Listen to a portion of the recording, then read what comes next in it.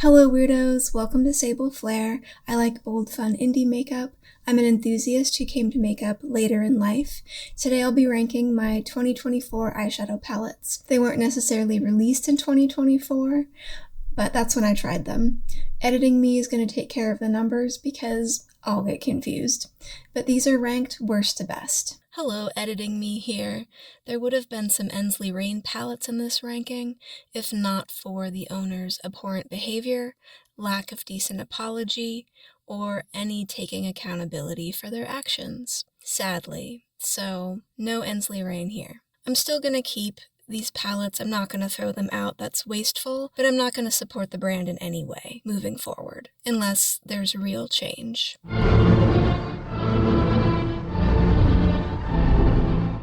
Hands down, the worst eyeshadow palette I tried in 2024 was this Delancey Olive Earth. Of course, I love greens, so I love the color story. It just doesn't function well as an eyeshadow palette. I guess there's a reason why I hadn't seen anyone talking about this brand. Also living at the bottom is Notoriously Morbid's Bog Witch. Greens, predictable, warm greens specifically, for sure, are my weakness.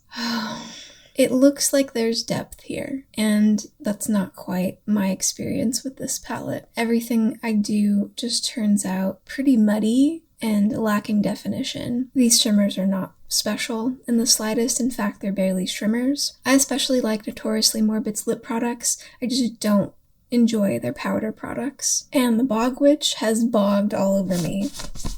All I did was open it, and now I'm a crumbly, glittery mess. Next is the DD Signature Jingle Bell Ruby palette. Yeah, I put coloring pages on this because I didn't like the packaging. Looks like this. So it's true that the mattes in this are not great. The shimmers are really fun though, so I'll be keeping it around just for that. I heard that they reformulated it and the mattes are much better now, so I'll be keeping my eye on the brand because their color stories are extra fun. Rest in peace, It's Belle Cosmetics. This is their Pixie Grove palette. These colors are fun, the formula's nice, easy to work with, the shimmers are fine, nothing super special, but again, it's just easy to work with and that's nice. I appreciate that there's a muted orange in here. It looks just like a bunch of the same orange, but I promise one is more muted and it's quite lovely. But of course I prefer the maroon and green. That's where I'm at. I tried Blend Bunny's Machina palette. Such a pretty packaging. I paused on this because I wasn't sure about this color story at all, but I kept getting drawn in by the blues, purples, and greens, and also the fact that the pinks are warmer and darker than is typical, perhaps. I think that's why this palette is where it's at. It's perfectly lovely, and the shimmers are fine. Sinful Echoes, the Lotus Bloom palette. Very pretty artwork. Quite the pretty... Oh no! That one's broken. Like, really broken. Oh, that makes me sad. Oh no.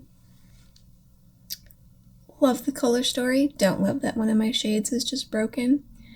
It's not like I dropped it or anything, but I know this is a small brand and they probably hand press. The reason why this palette is where it's at in the ranking is because these mattes are super powdery, just fallout galore.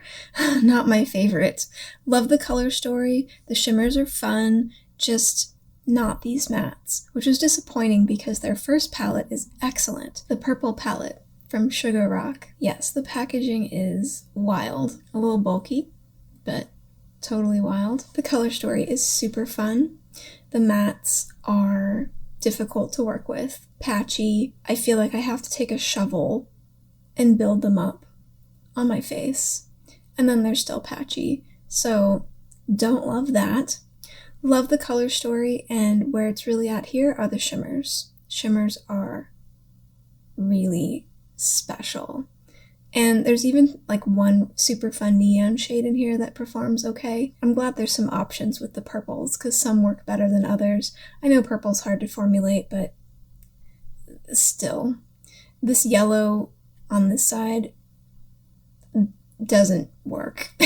Which is okay for me because yellow is not my color. Fantasy Cosmetica's Rogue palette. I really appreciate the art and color stories that this brand come up with. They're super fun. This one is where it's at in the ranking because the color story is kind of one note. Very nice quality, nice shimmers. Nothing super special here shimmers wise, they're nice. And the mattes are nice, and it all plays well together.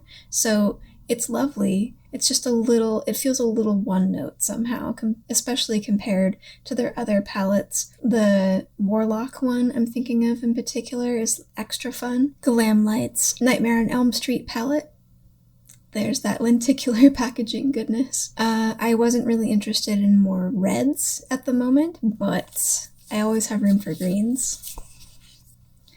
This is a dark and smoky color story that's a lot of fun. It's the nice Glam Light formula. Nothing super special here, but it just works well. I wouldn't reach into this palette if I didn't want something super dark and smoky, because that is what it does. So it's a little bit one note. I would like a lighter warm green, I think, but whatever. It's nice, it's fun. This is where it landed in the ranking. Next is the Narimi Spider palette. Love that artwork. This color story is super fun. The shimmers are where it's at here. They are a lot. They are extra. The mattes are nice. It all plays well together. The only reason this is a bit lower in the ranking is because of this sky blue, which don't care for, not my preference. Everything else, quite nice. Shall We Makeup's Mist Witch. So pretty. Just kind of a witchy, dark academic sort of dream here. Just love all these purples and the green. Yeah, there's no wrong turn in this color story. Just lovely, super nice to work with. Cryptine Cosmetics Burnt Forest palette. The packaging is not much. This color story is super fun. These greens are very nice. The shimmers are a lot. They're extra. They have a lot going on. Lots of fun. I could do without these neutral mattes, but whatever, it's fine. That's why it's where it's at in the ranking. I'd never tried this brand before, and it was a good find. Lots of fun. Glam Light Scooby-Doo Creeps and Crawls palette. I had picked up the green sister palette to this the year before, because this one is so pretty. Why did I pause on this? I don't know. This is the good Glam Light formula. Shimmers aren't super special exactly, but it's just my perfect color story. It all plays nicely together. I really enjoy it. These top 3 palettes in my ranking are pretty interchangeable. I like them all quite a lot. The ranking might be different on any other given day, but this is what I'm feeling today. So, Sinful Echoes. Echoes in the Darkness palette, their first palette that they launched. It was a great find. Simple but elegant packaging. This is the brand's first palette. Their Lotus Bloom was down lower in the ranking because of the powdery mattes, but their first palette performs just great. I'm recalling that I edited this palette slightly. I took out 2 of the mattes and put in 2 of their single shimmers that came with this collection, and I love it. This color story is fun. I like this ratio of mattes to shimmers for what this is. The shimmers are special, they're super fun and shiny, and some of them are shifty. I tried Lethal's single shadows in the past, found them to be pretty hit or miss, and saw that they were probably improving their formula, but I wasn't really interested in their palette color stories. So when this collection dropped, there was exactly one of the palettes I really wanted. Can you guess which one of the Avatar collection I really wanted to have? The Earth palette, of course. The greens. The jade shade in here can take a hike, but everything else in this palette works together beautifully. The shimmers are not even super special, but it just all works perfectly together. It creates a cohesive, perfect green look. It's just easy and it creates a great look every time. I've enjoyed this palette so much. Yeah, keep up the good work, Lethal. Wow. And at the top of the ranking for the palettes I tried in 2024 is Anthemy's Snake palette. I am here for this color story, obviously. And this shimmer that looks kind of copper on camera actually shifts to an amazing olive green. Ugh. The mattes are nice to work with, the shimmers are super sparkly and special. I wasn't sure what to expect with this brand. I'd never tried them before, and it's just so much fun. Now that I'm completely covered in glitter bukkake. Thanks for joining me for my ranking of my 2024 eyeshadow palettes. I had a lot of fun playing with them all, and I hope you had a nice time as well. Thanks for hanging out. See you next time.